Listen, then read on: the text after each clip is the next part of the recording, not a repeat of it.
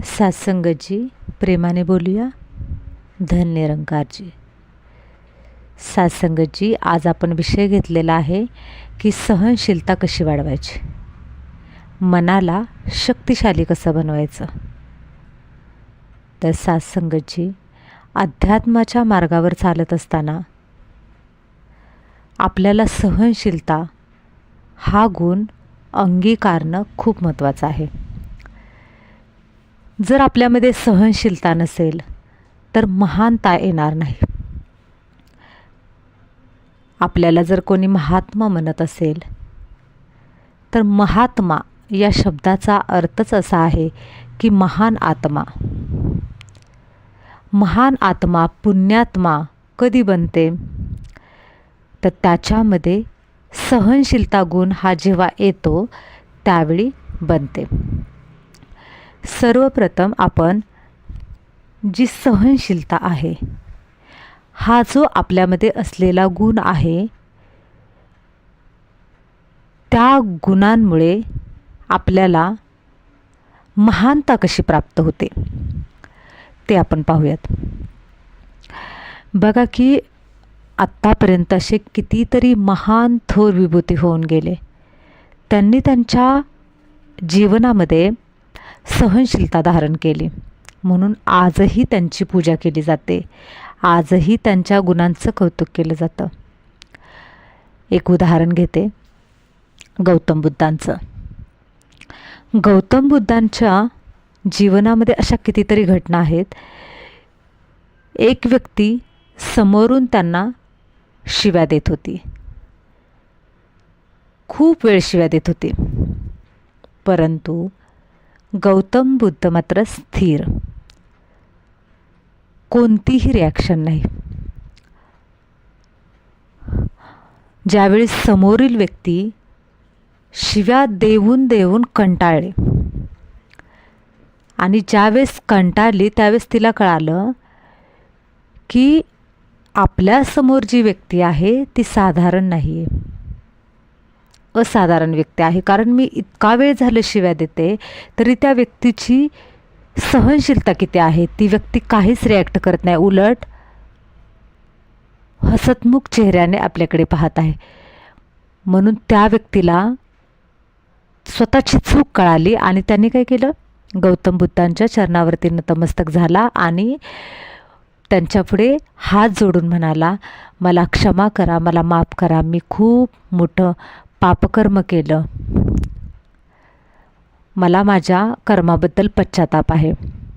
मी तुम्हाला एवढं वाईट दिलं तरी पण तुम्ही मला काहीच बोलला नाही.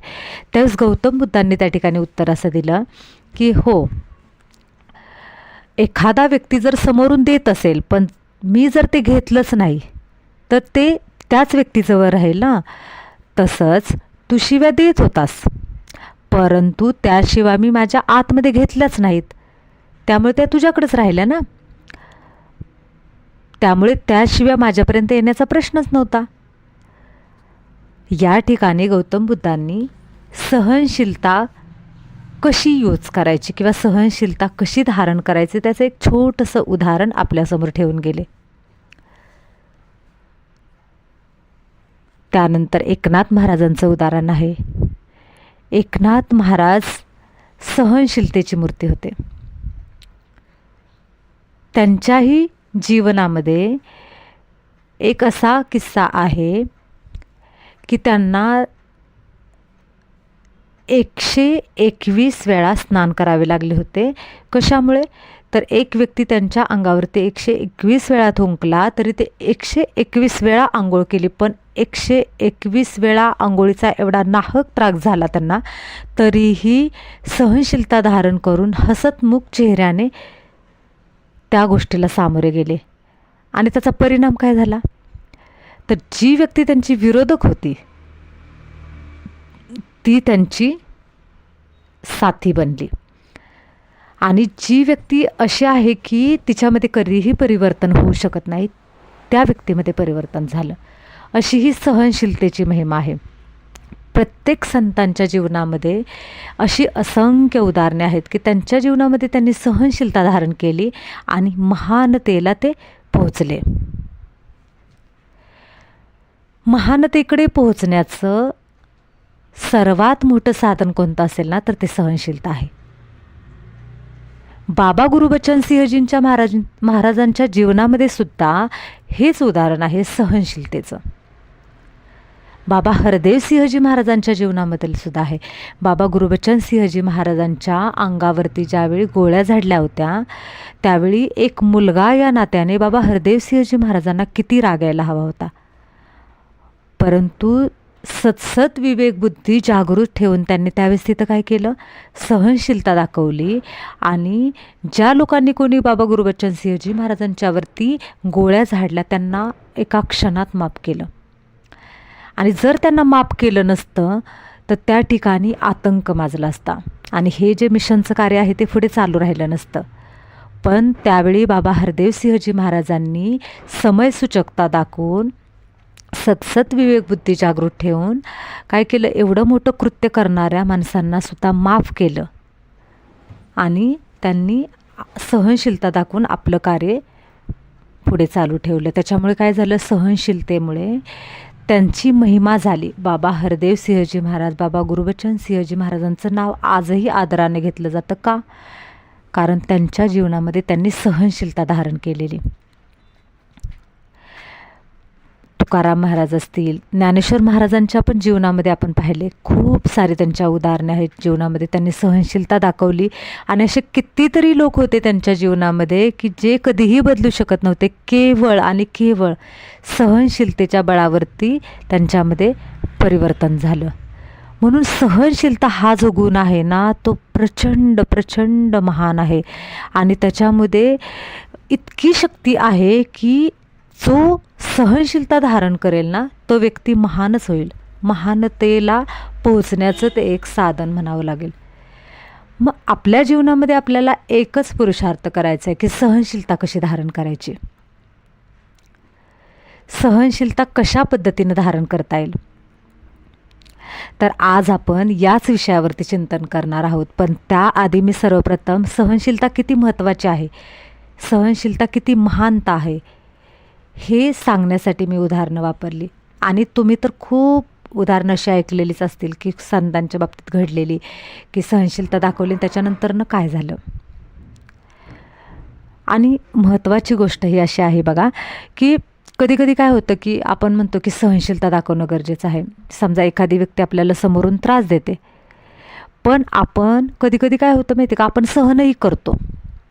सहन करतो पण आतून मात्र तडफडत असतो, अंतःकरणातून तडफडत असतो की मला बळजबरीनं सहन करावं लागते, मला हे नाही मला हे सहन होत नाही पण तरी पण मला ते सहन करावं लागते. असं कसं मी, म्हणजे ती व्यक्ती समोर तर त्या व्यक्तीला काहीच म्हणजे तोंडाने बोलू शकत नाही, पण आतून मात्र त्या व्यक्तीबद्दल तिरस्कार निर्माण करत असते. पण लक्षात घ्यायचं आहे आपल्याला, सहनशीलता त्याला म्हणत नाहीत. सहनशीलता कशी असते, ही आतून हृदयातून सहनशीलता असते की तिथे असं नसतं की समजा एखाद्या व्यक्तीचा म्हणजे समजा एखादी व्यक्ती समोरून वाईट वागते तर त्या व्यक्तीचा अंतर्मनातून सहनशीलता, म्हणजे अंतर्मन जे आहे ना ते एकदम साफसूत्र, म्हणजे पुढच्या व्यक्तीबद्दल मनामध्ये कोणताही रोष नाही, त्या व्यक्तीला सहज माफ करता येईल अशी मनामध्ये असलेली प्रेम भावना, करुणेची भावना, दया भावना ही संतांच्या हृदयामध्ये होती आणि आपल्यामध्ये सुद्धा ती आली पाहिजे. मग या सहनशीलतेचं मूळ काय आहे, आपल्यामध्ये सहनशीलता कशी आणू शकतो आपण, तर बघा या ठिकाणी आपण चिंतन करूयात की आपली जी आत्मा आहे त्या आत्म्यामध्ये 3 सूक्ष्म शक्ती आहेत. त्याच्यामध्ये पहिली आहे मन, दुसरी आहे बुद्धी आणि तिसरी आहे संस्कार. तर बघा आपल्याला आपलं जे मन आहे ते मनाचं कार्य काय आहे, तर मनाचं कार्य आहे विचार करणे, भावना प्रदान करणे. आपल्या मनामध्ये भावना ज्या निर्माण होतात, विचार निर्माण होतात, ते मन तयार करतं. मन ही एक शक्ती आहे, सूक्ष्म शक्ती आहे. दुसरी एक शक्ती आहे ती म्हणजे बुद्धी. बुद्धी काय करते, तर आपण जे पण विचार करतो त्या विचारांचं चित्र तयार करते. बुद्धीमध्ये त्याचं चित्र तयार होत असतं आणि आपल्यामध्ये जे निर्णय घेण्याची शक्ती असते ती बुद्धीमध्ये असते. काय योग्य काय अयोग्य, म्हणजे त्याच्यामध्ये जो फरक आहे तो फरक आपल्याला लक्षात आणून देण्याचं काम कोण करतं? तर बुद्धी करते. म्हणजे आपल्यामध्ये असलेली बुद्धी ही एक शक्ती आहे. त्याच्यानंतर तिसरी सूक्ष्म शक्ती आत्म्यामध्ये असते, ती म्हणजे संस्कार. आता समजा बघा, आपल्याला सहनशीलता धारण करायची आहे, पण जर आपला स्वभाव जर क्रोधी असेल, आपण जर जिथल्या तिथे लगेच आपण रिॲक्शन देत असेल, आपला स्वभाव जर क्रोधामध्ये असेल, आपण पुढचा आपण 1 पटीने बोलतोय तर आपण त्याच्याशी 10 पटीने बोलतोय, म्हणजे काय जशास तसं उत्तर देणारा आपला स्वभाव आहे, म्हणजे आपला संस्कार तयार झाला आहे तो. म्हणजे की एखाद्याचा स्वभाव असतो बघा, की तो म्हणतात ना, पुढचा जसा आहे ना मी तसंच वागणार, पुढचा माझ्याशी नीट तर मी त्याच्याशी नीट, पुढचा माझ्याशी वाईट तर मी त्याच्याशी वाईट. ही जी म्हणजे विचारांची जी लेवल आहे ती काही लोकांची असते. आता पण काही लोकांचं असं असतं का नाही, की पुढचा कसाही असो मी त्याच्याशी चांगलंच वागणार. ही विचारांची लेवल असते. मग हे जे असतात ना ते आपले संस्कार असतात. मग आपले सहनशीलतेचा आपल्याला संस्कार तयार करायचा आहे.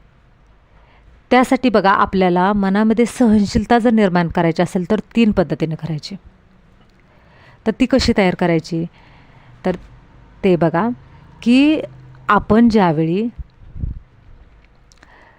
सकाळी पहाटे आपण ज्यावेळेस उठतो, जर मी ज्या काही गोष्टी सांगणार आहे त्या जर आपण पहाटे उठून केल्या तर आपल्यामध्ये सहनशीलता नक्की येणार आहे.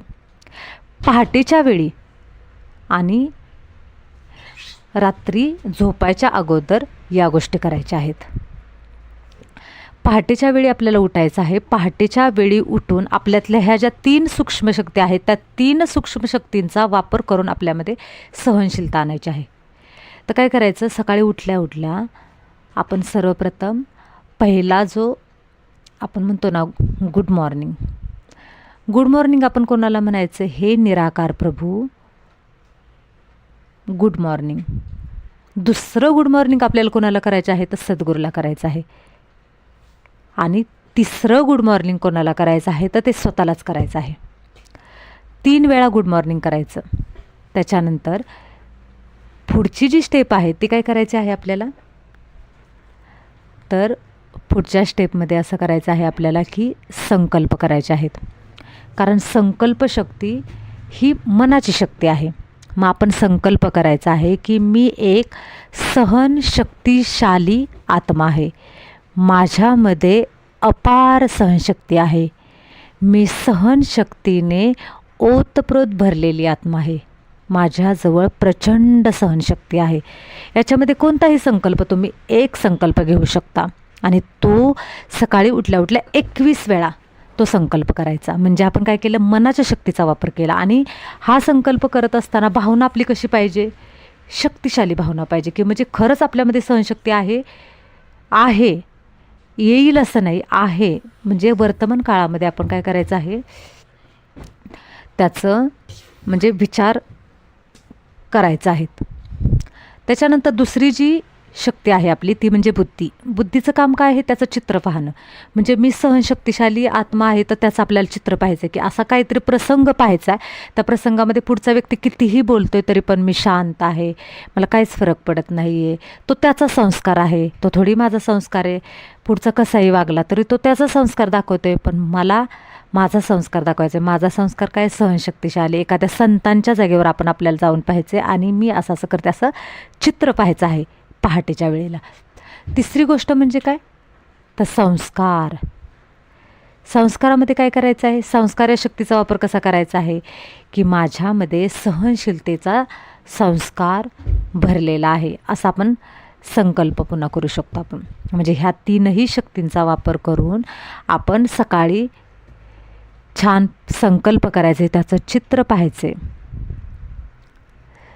म्हणजे हे जे आपल्याला चित्र पाहायचे ते ऑडिओ, व्हिडिओ आणि फिलिंग, म्हणजे त्याचा आपल्याला शब्दही बोलायचे, मनातल्या मनात बोलले तरी चालते. त्याचं आपल्याला चित्र पाहायचं आहे आणि फिलिंग म्हणजे भावना आपल्याला तशा असल्या पाहिजे, की खरंच माझ्यामध्ये सहनशीलता खूप आहे. रात्रीच्या वेळी झोपण्याच्या अगोदरसुद्धा हेच करायचं आहे. जे आपण पहाटे केलं ते रात्रीच्या झोपण्या अगोदर पण करायचं आहे. या दोन्ही टायमिंगला जर आपण याच पद्धतीनं संकल्प केला तर 21 दिवस केल्यानंतर न बघा 22व्या दिवशी तुमच्यामध्ये एक चमत्कारिक बदल तुम्हाला दिसलेला आणि हा बदल तुम्हाला नक्कीच दिसणार आहे. या गोष्टी तुम्ही जर केल्या तर तुमच्यामध्ये काय बदल झाला हे मला कमेंटच्या माध्यमातून नक्की कळवा. पण हा उपाय जरूर करून बघा. अजून बरेच उपाय आहे सहनशक्ती कशी वाढवायची त्याच्याबद्दल, पण आपण नेक्स्ट व्हिडिओमध्ये घेऊया, कारण हा व्हिडिओ खूप मोठा झाला आहे. मला मोठा व्हिडिओ यूट्यूबवरती टाकता येत नाही. या व्हिडिओमध्ये मी एवढंच सांगते आणि अजून सहनशक्ती वाढवण्यासाठी काही उपाय आहेत ते आपण पुढील व्हिडिओमध्ये पाहूयात. सात्संगजी प्रेमाने बोलूया. धन निरंकारजी.